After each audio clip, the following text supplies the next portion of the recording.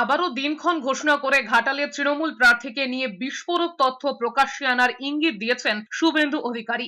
ঘাটালে প্রচারে গিয়ে তৃণমূলের অভিনেতা প্রার্থী দেবকে আক্রমণ করেছেন। এরপরেই জানিয়েছেন 23শে মে সকাল 9টায় নিজের এক্স হ্যান্ডেলে সেই তথ্য সামনে আনবেন। শনিবার ঝাড়গ্রামে নির্বাচনী প্রচারে শুভেন্দু অধিকারী বলেছেন 23 তারিখ সকালে ঘাটালের প্রার্থীর সম্পর্কে তিনি এমন জিনিস প্রকাশ করবেন যে আর ওদিন ঘর থেকে বেরোবেন না। যদিও কি বিস্ফোরক তথ্য প্রকাশ্যে আনবেন তা স্পষ্ট করেননি শুভেন্দু অধিকারী, তবে হুঁশিয়ারি দিয়ে বলেছেন ঘাটালের হিরোকে জিরো করবেন।